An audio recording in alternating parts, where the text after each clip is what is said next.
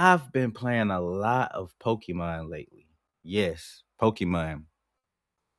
Hey, I'm a big fan. Specifically, I've been playing a lot of Emerald and I've been playing a lot of Fire Red. You get me? ROM hacks actually. Today, I was like, man, I don't know why. I just you see how Ash is right here on the screen. I just woke up like that thinking about Pokemon. You get what I'm saying? I just woke up thinking about Pokemon like that. So today I said, man, I'm gonna watch some crazy Pokemon fan theories. So I was just scrolling through YouTube, whatever, boom, boom, boom, found a video. I found a video. I was like, man, I was about to watch it myself, but then I was like, hey, let me turn on the screen. Let me turn on the stream. Let me share it with my peeps. Let's all just check it. Let's watch it together because I love watching things with y'all. I like coming. You know what I'm saying? We be taking it there. So on today's stream, we got some crazy Pokemon fan theories and we're gonna absorb all of this, watch it. I've probably maybe I don't know what's on here. I haven't seen this video. I've heard a few Pokemon fan theories.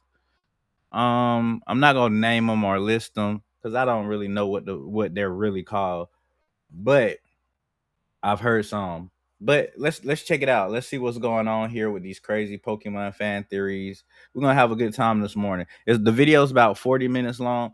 So hey, please welcome.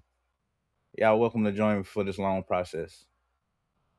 When you go to bed knowing that you gotta wake up early, but instead of simply just falling asleep, you fall down some weird rabbit hole online. Like, for example, I don't know, maybe Googling every entry and all of the different Pokemon icebergs that you can find. Been there.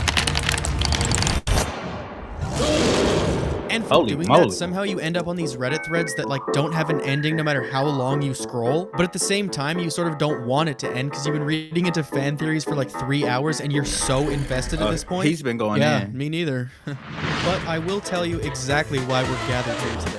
I found so many different iceberg entries scattered across like YouTube videos, Reddit posts, I think page 18 of Google at one point. Wow. So, like the gentleman I am, I decided I would take all of my favorite theories and research them a step further. And that turned into me writing a Google Doc with I think like 11,000 words in it. And that Google Doc turned into whatever this abomination is that you're watching now. Also known as the definitive, the ultimate, the best of the best Pokemon iceberg. But maybe don't put too much weight on that title, as these are just my favorite entries, and I'm sure there's a few fan theories that you've already heard, but of course, I'm hoping there's a few you haven't. So, starting with the lightest and probably most well-known, and progressively getting, well, consistently worse as we dive deeper into the video, you know, sort of like how an iceberg works. But anyways, now, sit back, grab some... The wall of Tepigs. Oh my... Yeah, I like the way he's going about his video right now. I'm gonna put the name in the description, you guys, so y'all can, you know what I'm saying, check out his channel. Shouts out to him. Let's get it. Glass of milk with some ice in it, and let's get started. Lavender Town.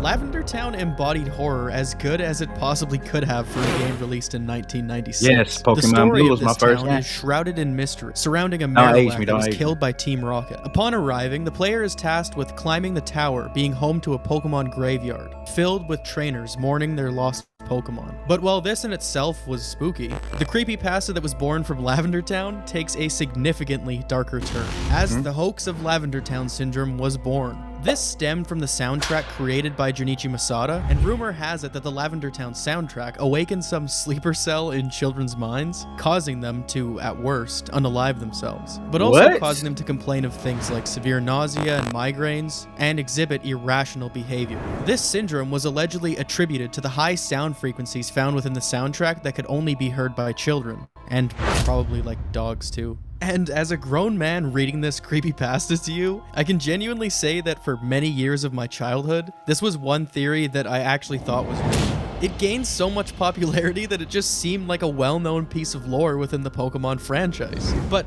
hold on, y'all. No way. I was there, nigga, for the first Lavender Town. I was there. No way. There's no way that's true. There's no way that's true. I never exhibited any strange behavior.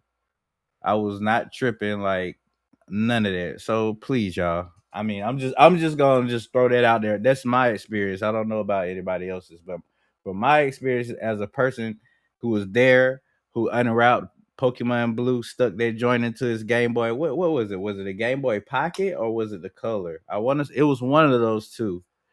And played all the way, beat the whole game. No, Lavender Town didn't have me like that. I don't even think I stuck around Lavender Town long enough to even notice that shit, because it was like boom, boom, boom. Find what's my man name with the Poke Flute? Boom, boom, boom. Beat them upstairs. Come back. Boom, boom, boom. Then head left and then go to what? Celadon City. So I don't know. I don't know what he's. The reason that I chose to start off with this specific entry is that it was really this entry that paved the way for so many more to come, giving life to a darker side of Pokemon and allowing imaginations to just run wild.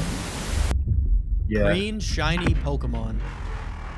Shiny Pokemon are rare variants of Pokemon that are differently colored than other Pokemon of their species. If you're feeling lucky, you've got a 1 in 8,192 chance of stumbling upon one, meaning that ultimately the majority of casual players are unlikely to ever cross one in their journey. Some have incredible variations, and some are so dogshit you probably wouldn't even be able to tell them apart from the original had I not told you that they were shiny. But no form of shiny is more widely despised than the infamous mustard green shinies that lurk among us. There are well over 100 green shiny Pokemon, ranging from a neon green so bright it could blow your eyeballs clean out of their sockets, to a honey mustard relish mix so unappealing that if I ever did find one in the wild, I would probably just smile and nod and continue to walk past it. The alleged reason behind the seemingly never-ending horror of ugly shiny Pokemon is said to have been due to an algorithmic sort that hand-picked the colors that a shiny variation would be given. This is said to be the reason behind the shiny variations of Pokemon like Gengar or Garchomp that are virtually the exact same color.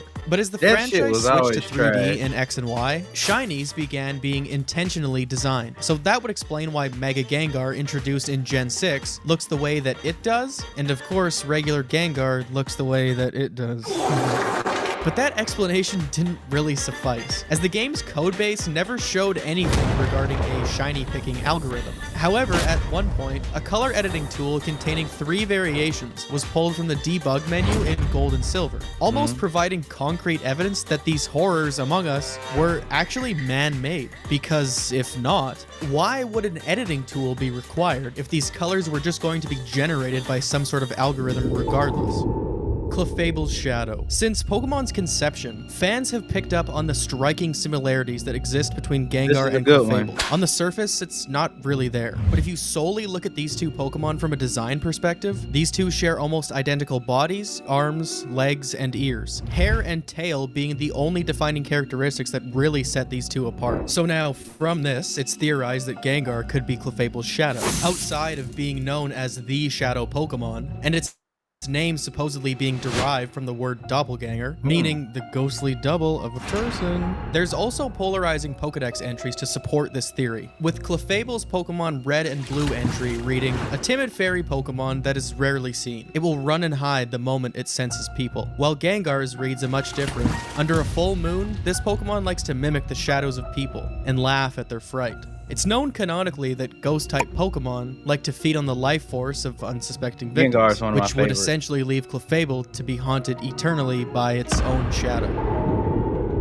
Missing No. Missing No is by far the most well-known glitch Pokemon associated with the games. This creature is an unofficial Pokemon species that can be found in Red and Blue. I've never found this watching one. The old man's catch I've never seen this one. I've always heard about that one, this game. Never seen it. You're not ready for it. In Viridian City, then flying to Cinnabar Island, and surfing up and down the coast until you eventually encounter it. By following this specific series of events, the player somehow disrupts the game's random encounter system and forces the system to generate a Pokemon with an invalid identifier, causing Missing No to appear as a hybrid bird normal type Pokemon. Missing No is also known to appear in several forms, the most iconic being the purple and orange L shape that's commonly referenced when describing the Pokemon. But it also comes in the form of a roadkill Blaziken, a Lavender Town ghost, or a Kabutops or Aerodactyl fossil sprite. While encountering Missing No causes some graphic anomalies throughout the game, such as completely fucking breaking the Hall of Fame, catching Missing No also has its effects, as this changes gameplay by increasing the number of items in the 6th entry of a player's inventory by 128. This has obviously led to such things as rare candy exploits. It was kind of like running action replay moves before that thing ever existed. It's now said that Missing No is the most famous glitch among video games to date, but this isn't really a bad thing. This glitch itself was covered in things such as strategy guides and magazines at the time of its discovery, and it's still thought to have played a massive role in increasing the game's popularity. Ash's Coma.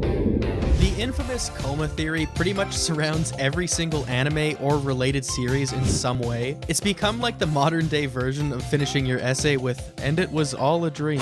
But Ash's Coma has become such a cult classic at this point, I just felt rude passing it over. In the first episode of the anime, Ash can be seen just eating shit on his back, and then getting shocked by his companion, Pikachu. This is said to have been what sent Ash into this deep, dark coma. The theory states that every episode after this is nothing more than his imagination running wild in a comatose state, giving reason as to why he never ages within the series.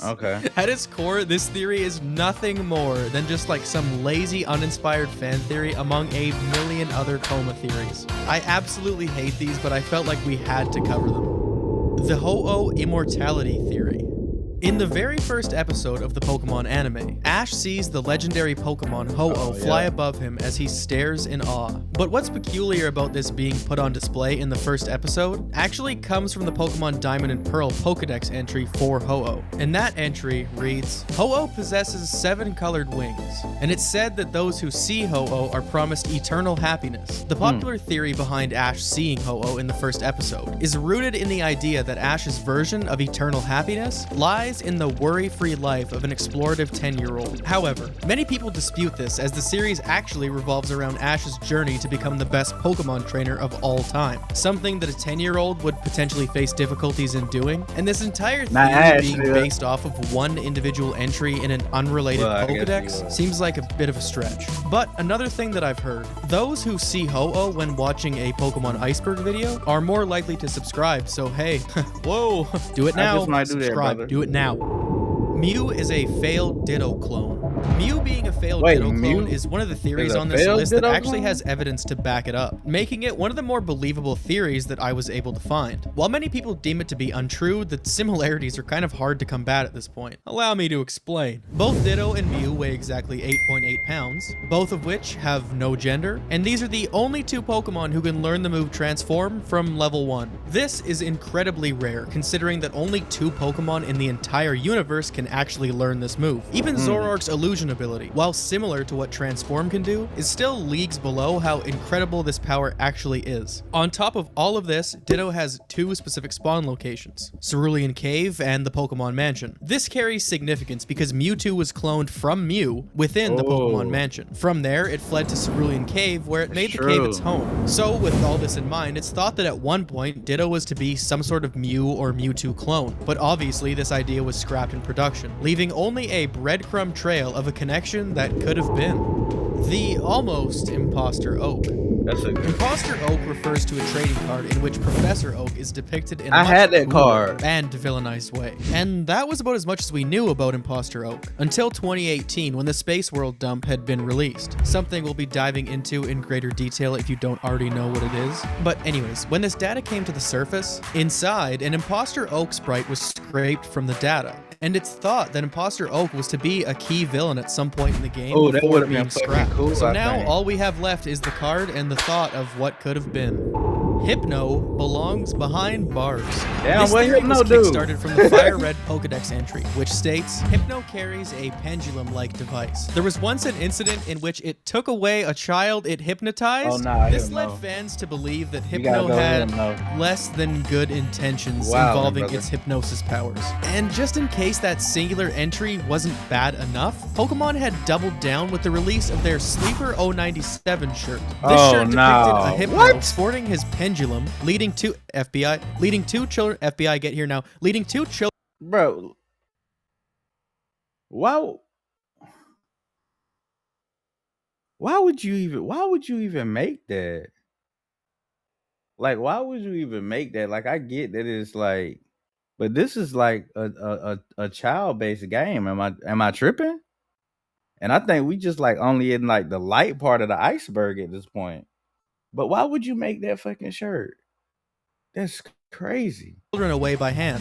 Since this depiction, fan theories have absolutely run wild in every way you could possibly imagine. And really, like, can you blame them? And the majority of these theories are bordering the truth. As in Sun and Moon, you can also find a journal entry written in a notebook, describing a situation where Hypno was picking up a new kid at the school. So, hey dude, go to prison. The Lost Space World Media. In 1997, an early build demo of the games Pokemon Gold and Silver had been shown at Nintendo's Space World from November 21st to 23rd. At this point in time, the game was estimated to be about 80% complete, and it was set to be released in the coming months. However, due to various delays, including a complete overhaul of the game, it didn't end up being released until '99, leaving these demos to perish along with the abandoned ideas and Pokemon displayed in the demo. Very little was known about this demo, due to the majority of the game being locked off from player access. The only thing that was really left behind that could vouch for its existence were a few photos of the event and the memories from those who had actually gotten their hands on the demo at the time of Space World. However, on May 26, 2018, I was always attracted to mummies and Egyptian lore. Oh, that is the new Mummy movie. That shit look like it's gonna be hard too. They made it into like some more horror type shit.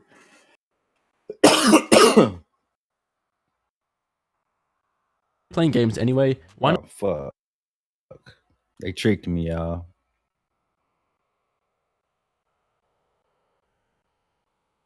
that all changed when an anonymous user dumped these demos, allowing players to explore the data that was blocked off at the time of Space World. And much of what was blocked off to the player was widely unfinished anyways, but that doesn't mean some gems weren't discovered in the process. Over 100 never-before-seen sprites of various Pokemon had been recovered, and it's funny to look over these and think about what actually could have came from this. Spinda doubles. You all know Spinda, right? Of course you do. It's everyone's 905th favorite Pokemon. But hey, come on. Even though Spinda might not have an evolution or a single good stat, and while we're at it, seemingly any redeeming traits at all, I mean, I guess it's kind of cool that each and every Spinda that you see in the wild is sporting its own unique pattern. There's a random generation of over 4,294,967,296 possible outcomes for the pattern on a Spinda. And the odds of two people discovering the same pattern on a Spinda, but in a shiny form, are over 8 billion to 1. Sort of like the odds of anyone actually liking Spinda. Meaning to this day, there are probably billions of undiscovered Spindas just waiting to be discovered. But they probably won't be because who's looking?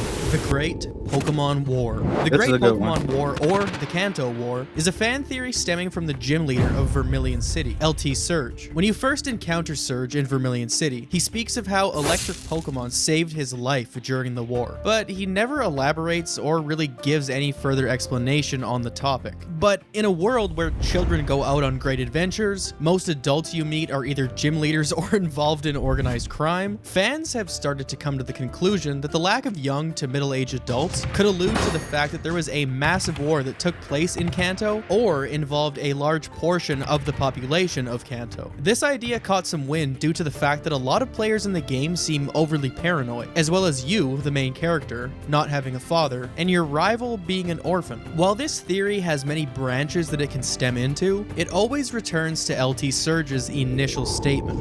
Bikini balls. In Pokemon Black and White, when painfully trying to avoid those swimmer battles, if you encounter the right swimmer, you might learn something new about Pokeball storage in the world of Pokemon. Upon being challenged by this swimmer, she will say, "If I'm wearing a bikini, where do I put my Pokeballs?" Woman's secret. This is even doubled down on later in the series. In Sun and Moon, when encountering a swimmer, she will say, "It's tough fetching Pokeballs from my bikini." While maybe not a creepy entry in the series, you still can't deny that this is weird uncharacteristic for a Pokemon game to include things of this nature. Okay, you know what? Maybe fucking not, actually. Right. The Hex Maniac Ghost. It's no secret that X and Y had their share of creepy stuff taking place. But for years, fans have been stumped by the presence of a Hex Maniac who resides in Lumio City. You can find this ghost when entering the second floor of the office building. The lights will flicker and the Hex Maniac model will appear behind the player. Upon entering, the ghost will hover in front of you until she's about to exit the screen, but leaving one last message before she does. No,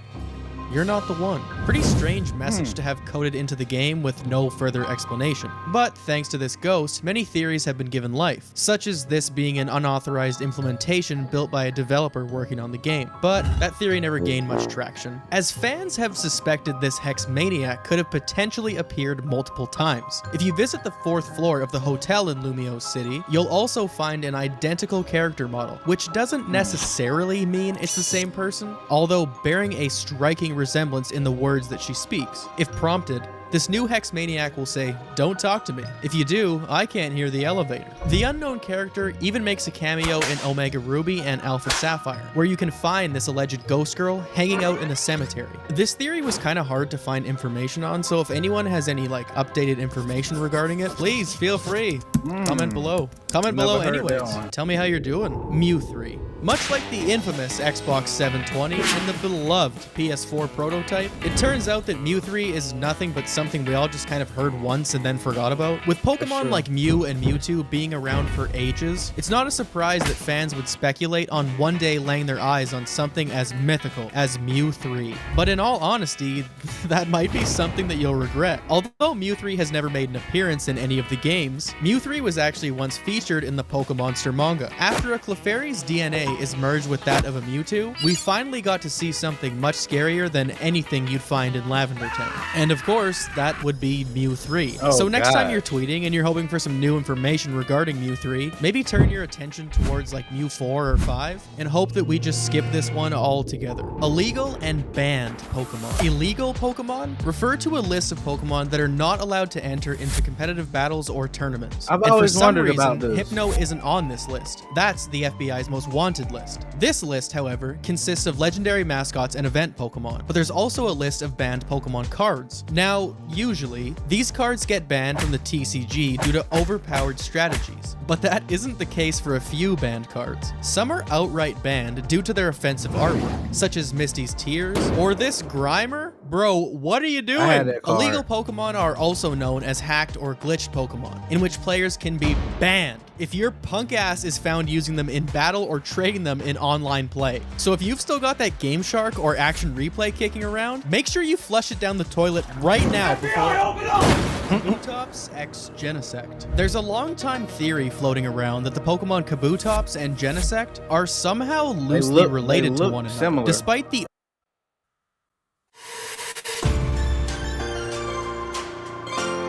Kabutops and Genesect do look like they could possibly be related. I'm not even gonna lie. They do look like they may be related. Why did this even stop? I didn't even stop this. Like, what? obvious physical similarities, it's actually what lies in the Pokedex that draws fans to believe that there's more to the relationship between these two than we think. Kabutop's previous evolution Pokedex entry reads, "It is thought to have inhabited beaches 300 million years ago. It is protected by a stiff shell." While Genesect's entry reads, "and eerily similar, this Pokemon existed 300 million years ago. Team Plasma altered it and attached a cannon to its back." With the Pokedex entry linking these two back to the same time period and the physical similarities, I don't know, pretty convincing. However, it was argued that due to the fact that Kabutops is a rock-type Pokemon while Genesect is a bug steel, it doesn't really make sense. But based on looks alone, Kabutops was most likely a bug/water-type Pokemon, with the fossilization of its species being what actually caused the bug to rock-type transformation. So with all of this in mind, it would make a lot of sense to say that Genesect is actually nothing more than a genetically altered Kabutops. Leave a comment on this one. I actually want to know what everybody thinks. Pokemon for dinner. This is a theory that's been around since Pokemon first arrived on the scene. Right, what do they eat? The dark and ghastly backstory of Pokemon being hunted and the predator-prey relation of Pokemon in the wild. But the bone-chilling reality is that, animals eat each other in real life too. However, it's hard to call this entry a theory when several Pokemon are canonically known for being hunted down, sold on the black market, or for just simply being downright delicious. In the anime, it's referenced by Professor Oak that he would have eaten Gary's Krabby over Ash's due to the size of it. Our good pal Appleton is known for having the flesh on his back chomped off by children. That's a real Pokedex entry. And in case you forgot, there's an entire plot line dedicated to Team Rocket selling Slowpoke tails, as they're supposedly one of the most sought-after meals in the land. And maybe if you're having one of those, you could wash it down with some of Shuckle's bodily fluids. But outside of simply just eating these Pokemon, the poaching and hunting of Pokemon is also known to be true. Gabite's scales can be ground up and used in medicinal powder, and for the love of God, we can only hope that Gabite actually sheds these scales from time to time. Otherwise, the nod can be taken that humans are known to hunt and slay these things in the name of scientific discovery, so hey, it's okay. But other Pokemon, like Sharpedo for example, have almost gone extinct due to the overfishing or hunting of the species in order to sell the dorsal fin, as just like that slippery Slowpoke tail, this was considered an elite delicacy. Relicanth is a map. In Pokemon Emerald, it's known that to catch the legendary Regis, you need to be coming correct. And this means having a big, girthy Wailord in the front of your party and an ancient Relicanth filling up that caboose. And once you begin to run train and search for the Regis, it's said that the Relicanth acts as a map of Hoenn, used to unveil exactly where one or all of these Regis could be hiding. The Regis being as old as dirt, and Relicanth somehow being older, is just a testament that kind of adds to the belief of this theory. Mindy's Haunter. In Pokemon Diamond and Pearl, there is a rotten old bitch offering to trade your Metacam for her Haunter. On the surface, this is an incredible deal. If you're a veteran of the series, then you probably already know that Haunter is only known to evolve by trade, so this essentially guarantees you a Gengar. But upon making the deal with Mindy, you might notice something strange. When this Haunter arrives, it's still a Haunter. Upon finalizing this trade, Mindy will laugh and ask if her Haunter had turned into something else, before saying, "Just kidding, bro," and telling you that she actually made it hold something to prevent evolution, an Everstone. And simply by doing this, Mindy has gained the opposite of a cult following, a deep cult hatred, with the subreddit r/fuckmindy garnering over 20,000 users. Glitch City. Glitch City is a map loading glitch that can be accessed through Pokemon Red, Blue, and Yellow. Glitch City can be accessed by following a plethora of steps that involve going in and out of the Safari Zone, saving, restarting the game, emailing me your credit card details, and a few others. But once you've arrived inside Glitch City, it's a bit of a visual dumpster fire. The terrain consists of random combinations of whatever 8x8 pixel tiles happen to be in memory. So sometimes this ends up being like text characters and random bits of terrain. Walking too far in any direction will completely crash the game, because once inside, essentially you're in a corrupted copy of an otherwise normal game map, meaning that walking too far in one direction would essentially lead you to start walking through walls, thus exiting the map boundaries and breaking the game.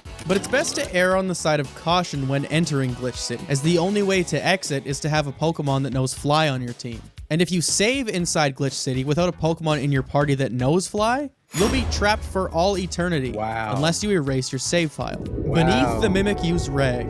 Mimikyu is a small Pokemon whose body resides underneath a musty old Pikachu rag, only leaving what is to be considered the fringe of a foot or a lower body visible underneath. And while we both sit here wondering what lies underneath, that's actually an answer we both might not want. According to the Sun Pokédex, a lot of dry rubs out. What is actually underneath Mimikyu's rag? I've never actually thought about that.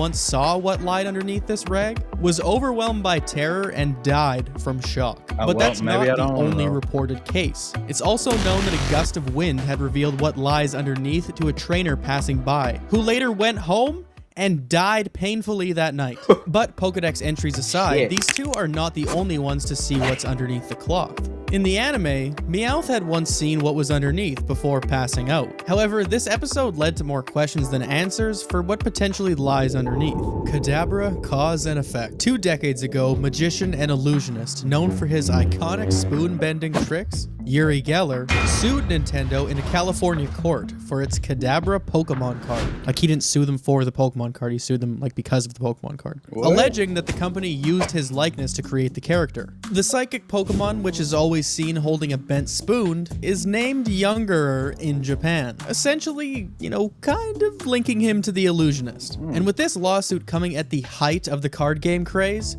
Yuri had requested a halt to the creation and printing of Kadabra cards, which has been the reason behind the Pokemon's absence from the game to date. However, this story is one with a happy ending, as Geller may have finally come to his senses a mere 20 years later, tweeting, "I'm sorry for what I did 20 years ago, but you can learn from mistakes, even more than you can learn from success," allegedly lifting the ban of Kadabra cards. But the Pokemon Company never replied to this, nor have they slapped Kadabra's face on any shiny cardboard. So I think this is one curious case that we just might never find to be resolved. Pokemon X Special Edition. A post on the r/gaming subreddit from a user that goes by the name of Gaming Prime had showcased a very unique version of Pokemon X. And this post reads as follows. "So I've been told by Nintendo's repair center that there's nothing wrong with my game, right after they wipe 30 hours of gameplay. I present to you Pokemon X Special Edition," and that's exactly what this user did. Attaching an album of horrifying photos depicting a clearly broken and bugged out version of Pokemon X. I mean, the most obvious issue being the lack of faces. But if you thought having no face was bad, how about no back at all? Maybe a hole in the head. The character and NPC heads seem to be missing as well, with certain textures just subbed out for a black hole alternative. But after further inspection from our good personal friend Gaming Prime, this user had actually figured out that it wasn't the game at all, but instead it was a faulty 3DS. But despite the game borderline being unplayable, I still don't think that I personally would have returned this console. However, for Gaming Prime, this story has a somewhat happy ending, as it appears that they were able to get a refund or exchange for the bug console. The mythical Evolutions. The 3 legendary beasts are some of the most sought after and well-received legendary Pokemon to ever grace the franchise. The trio, composed of Raikou, Entei, and Suicune, were introduced in Pokemon Gold and Silver. With lore from the games and anime, fans of the series had learned that the trio was created when the Brass Tower burned down 150 years before Gen 2 took place, allegedly taking the lives of 3 unnamed Pokemon. Devastated by what had happened, Ho-Oh is said to have revived these 3 Pokemon and turned them into the legendaries that they are today, each one of them representing a stage of the tower's demise. Raikou, the electric Pokemon, symbolizes the lightning strike that started the fire. Entei, the fire Pokemon, symbolizes the embers that lit up the night sky. And Suicune, the water Pokemon, symbolizes the rain that eventually extinguished the flames. This has left fans to theorize over the potential matches that these 3 Pokemon could have been, eventually coming to the conclusion that these 3 dogs were actually the 3 original evolutions prior to their untimely death. Pokemon Shock. I don't know. On December 16th, 1997, children across Japan crowded the TV and excitedly awaited an episode of Pokemon. However, some of the children that sat down that night never got to see the ending. Electric Soldier Porygon is one of the most widely circulated and infamous Pokemon stories worldwide. This was the 38th episode of the first season of the Pokemon anime series. This specific episode found Ash and friends teaming up with a Porygon to fix the Pokeball transfer system. Of course, defending the metaverse from Team Rocket. But nearing the end of the episode, Pikachu launches an attack against an oncoming barrage of rockets, leaving quite an unruly explosion to take place. This explosion allegedly caused up to 12,000 children to experience epileptic seizures, as the strobing of blue and red light was said to have caused this. This led to the OG Pokemon was crazy. They had guns, missiles, tanks, rockets. They was trying to blow Ash up, shooting at him, all type of shit. Like, OG Pokemon was wild as hell, bro.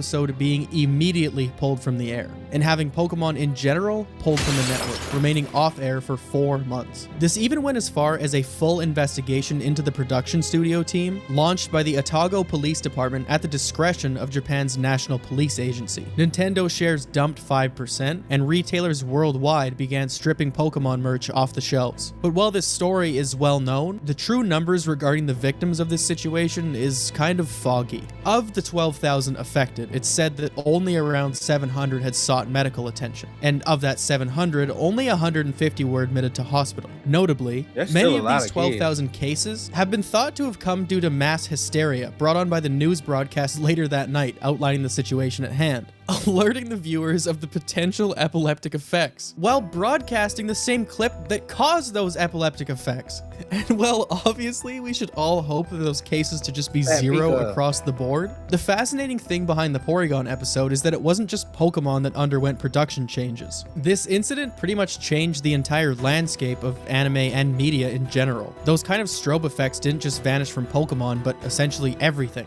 And well, obviously, Eve to me is basically... Damn, Pokemon was fucking us up like that, yo. They talk about we got there. That shit was possessing us with Lavender Town music. Is causing go on to recover from this. This didn't stop the Pokemon Porygon from essentially getting blacklisted from all Pokemon anime and just lore in general. Recognizing this on September 19th, 2020, the official Pokemon Twitter account posted and deleted a tweet that left an incredibly bad taste in many people's mouths. Although probably meant to be a harmless joke in relation to Porygon, I can still see why this was quickly removed. The Drifloon Reaper. On the surface, Drifloon just looks like a harmless, friendly little balloon. But maybe that's the issue that we're not addressing. Drifloon's Sun entry reads that not only does it grab onto the hands of small children and drag them into the afterlife, but Drifloon also has an innate... Why are all the ghost Pokemon grab... I mean, I get that Pokemon is a children's game, but goddamn, y'all can go grab some grown-ups or some shit, like all the kids. Jesus. Damn, grab some. Dislike for the heavier ones. Go grab. It's also referenced in Heart Gold and Soul Silver that any child who mistakes a Drifloon for a balloon could end up missing. And while some Pokedex entries are just funny little descriptions leading us to develop our own lore surrounding them, this one was actually elaborated on in Pokemon Arceus or Arceus, I'm sorry, where one side quest tasks the player with helping out a child who's being held hostage by a Drifloon. So if you ask me, that's probably 2 we gotta keep behind bars now. Giovanni jumped theory. In Pokemon Heart Gold and Soul Silver, the player is able to take the special event Celebi down to Ilex Forest and duke it out with the one and only mob boss, Giovanni, at the top of Tojo Falls. And after just beating the brakes off Giovanni, he quickly sprints out of the cave. But instead of your classic, you hear a much different... Later, after the splash, Team Rocket members can be heard over the radio discussing the whereabouts of their beloved boss. When prompted, Ethan or Lyra will then answer saying that the team keeps calling their boss, expressing how they feel bad the team doesn't know that he's not going to be returning to them. And while obviously we don't have the footage of Giovanni just hucking himself off the falls, the game does a pretty good job of pointing us in the direction of what might have happened. It's theorized that Giovanni was so distraught by his loss at the hands of a mere child that he could not internalize what happened, and instead he just decided he would end it all. Yveltal's Doomsday. Yveltal is a dark and flying type legendary that was introduced in Pokemon X and Y as 1/3 of the Aura trio. But while this Pokemon is visually appealing on the outside, on the inside there's a little bit more going on than we could imagine. In the Y Pokedex, Yveltal's entry reads, when its life comes to an end, it absorbs the life energy of every living thing and turns into a cocoon once more. So just in case you weren't already worried sick about the Hypno trying to bust your door down and get into your child's room, now you've got the impending doom of this bird flying in front of a car on the highway and causing the cataclysm of the entire Earth just hanging over you. X and Y is about life and death. Diving into this theory and piggybacking a bit off the last one, it's clear that all the Pokemon games try and follow a few common themes in each series. And that's no different with X and Y being based on DNA. But outside of DNA, the underlying theme of X and Y is life and death, with our ticking time bomb Crow being labeled as the destructive Pokemon, Xerneas being listed as the life Pokemon, leaving Zygarde to represent the order, balancing these two powers and not allowing one or the other to completely take over. While Yveltal could consume the entire universe, it's also equally dangerous for Xerneas to overpopulate the world. Mega evolution is painful. It seems like throughout all these entries, we always somehow find our way back to the Pokedex. However, of all the entries that we've observed, none carry as much weight as some of these do, except like maybe the Hypno one, maybe the Drifloon one too. Okay, never mind. With the release of Pokemon Sun and Moon, players had begun catching on to some rather disturbing entries in relation to Mega Evolution. I mean, for example, by asking your Scizor to evolve, you've essentially sealed its fate in the worst way possible. Its Pokedex entry reads, "This Pokemon stores the excess energy from Mega Evolution, so after a long time passes, its body begins to melt." Damn. In my opinion, some of the Mega Evolution forms of Pokemon are the best character models in the game, but it's hard to not feel slightly bad when you're finding out that you're actually forcing Tyranitar to split its back open, the Darkrai murder. In Pokemon Black and White, when traveling on the Marvelous Bridge, you can sometimes see the sprite of a young girl on the side of the bridge, and upon getting closer, she'll vanish, leaving the NPC beside her in shambles. And while this is weird, if you dig around the area and stumble upon this old woman sitting near the doorway, she will state that there was once a girl who always played with an Abra around here, before saying she was so full of energy. It was thought that something tragic had happened regarding this girl and her Abra, potentially having a teleportation accident take place, you know, seeing as they're playing on the side of a giant suspension bridge. But Pokemon Black and White 2 later expands on this story, unveiling a little bit more into the ghost girl. This ghost can be found in this strange house where she can be seen talking about an everlasting dark dream, searching for her mum, dad, and Abra. But eventually, upon entering in the right room in the strange house, the ghost will hand over a lunar wing, which was sort of like handing you the missing piece to solving this puzzle for yourself. The story told without being told is that the girl was murdered by Darkrai. Darkrai is mentioned within a book in the same house the ghost girl is in, and is said to have been driving people away with horrible nightmares. While on the other hand, it's said that Cresselia is to drive nightmares away with her crescent moon lit wings, leaving us to fill in the blanks that after getting trapped in a never-ending nightmare, the girl couldn't find Cresselia in time to escape. And Darkrai is one of my favorites, bro. I didn't know he killed the girl, bro. I didn't know it. But this is a fan theory, so none of this is proven to be true. Darkrai is innocent until proven guilty. Let him go.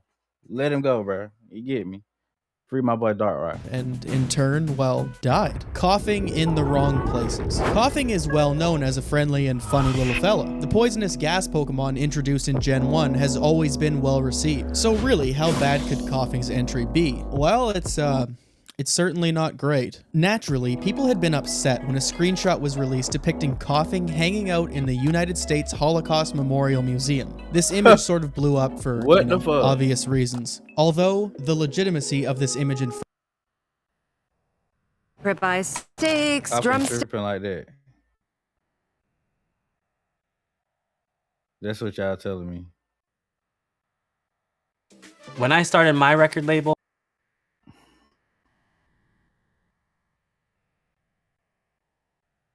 start your record label, homie. Debated and could very well just be some Twitter prankster with a horrible taste in humor, as per usual. But according to an article from the Washington Post, the museum had been marked as a Pokestop alongside other landmarks. Right. The communications director of the museum had stated that playing the game while in the museum is not appropriate whatsoever. Altogether, just a sloppy situation, and we'll be moving on. The lost lives of Pokemon Go. The 2016 Pokemon Go craze is a time I genuinely don't think I'll ever forget. The impact this had on major cities was absolutely insane. And as someone who lives in a very rural small town, it was crazy to see even people of all ages gathered here to get down to business. Pokemon Go became so popular during its release that it had actually overtaken Twitter for monthly active users, peaking at over 250 million. I was one of them. That time was just wonderful for me and full of fond memories. It probably wasn't for the few who had been distracted out on the streets staring at their phones. In a research paper titled Death by Pokemon Go, the economic and human cost of using apps while driving, estimated that the app caused over 150,000 car accidents and over 250 deaths. Also estimating that this game would cost the world around $2 billion. I'm not even gonna lie. I've tried it while driving. Like, don't play Pokemon Go and drive, y'all. I mean, but Pokemon is fun as fuck. I'm not gonna lie, but please care more about your safety. In damages. And while these numbers are thought to just be wildly inaccurate, it still gives a glimpse into the potential of what this game had actually cost humanity. The chance of mourning. In early 2020, source code from both Pokemon Pearl and Diamond were leaked online. And unlike the Space World demo, this dump was full of some, I don't know, much weirder code. Hidden within the codebase were certain dates regarding various tragedies that have impacted the world. And to showcase what horrible events these were, Pokemon decided that they would decrease spawn rates by 10% on those days. I have no idea what the actual aim was behind this. It's been theorized the decrease in spawn rate was to discourage players from playing the game on days of mourning, but a 10% decrease honestly wouldn't have even made a dent in the overall spawn. If anyone knows anything more about this, please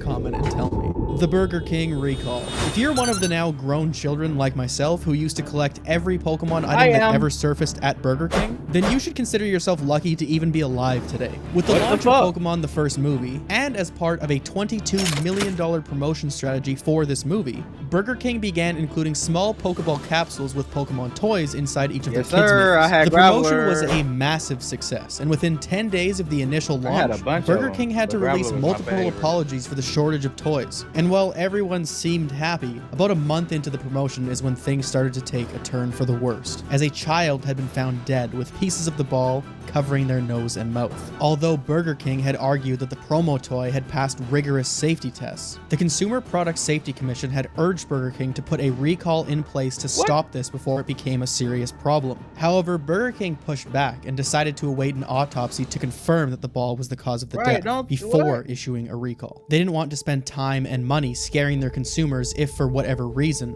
this wasn't actually caused by the toy. I mean, come on, we all know how kind and caring these big corporations are. They care about your health. But as weeks had gone by from the initial incident, it was no longer just one victim, as a father had found his infant child with the Pokeball clamped around the child's nose and mouth, but this time was able to remove it in time before the situation had escalated. But this was ultimately the straw that broke the camel's back, and Burger King had finally put a strategy into place to begin the recall. But before they could, I'm sorry, and I don't, what were they trying to what were they trying to do with the Pokeballs? That's my thing. I feel like if your child, let's just continue because I don't want to talk. Like, that's crazy as hell, leaked to the press and it exploded. Burger King is recalling millions of Pokemon balls after a baby playing with one dies. Elizabeth Bermudez shows us what makes the toys dangerous. This was not only a massive dent in the reputation of Burger King, but also a very dark area in the Pokemon franchise. But hey, no need to worry about all those silly little deaths. If you return your Pokeball to the nearest Burger King, you can get a free small fries. And with that, folks, I'd like to say thank you so much for making it this far. And if you did, please leave a comment and let me know, because I can't even put into words how much I actually appreciate it. Burger King, you wild. Shout out to you, man. Shout out to let's go back. Let's go check his name out. Shout out to Porter for sure. Y'all make sure y'all go subscribe to his channel, man. This is a pretty fun video. I'm not gonna lie. Sometimes I sit back and think about all the Pokemon toys and cards and all the shit that I had when I was a kid. Like, I had like 10 fucking holographic Charizards. Like, nigga, I could have been a millionaire. I don't even know where my Pokemon cards were. I remember me and my mom, we moved and we put a bunch of shit in storage. And I think back then my parents was just like, those were, just some fucking cards, just some fucking toys and shit, bro. Just put that shit in storage. And I think that's what happened. And I don't know what happened to the storage after that, but gone. But anyway, man, I appreciate you guys for watching this slightly long video with me. It was a fun watch though, man. Let me know in the chat or in the comments if y'all want me to do more Pokemon shit. I'm really into Pokemon. I'm not gonna lie, but I'm old school Pokemon, bro. Like, I'm not really hip to the new school Pokemon shit, but I'm gonna have to get into that too and check some of that stuff out. But until next time, y'all, peace. Y'all know where to find me. Bright Gaming, Bright Plays. you know, Bright Plays Instagram, Bright Plays YouTube, Bright Plays TikTok, Bright Plays everything, nigga. If you just type in Bright Plays, you should see me. But peace, y'all. I'll check y'all out next time.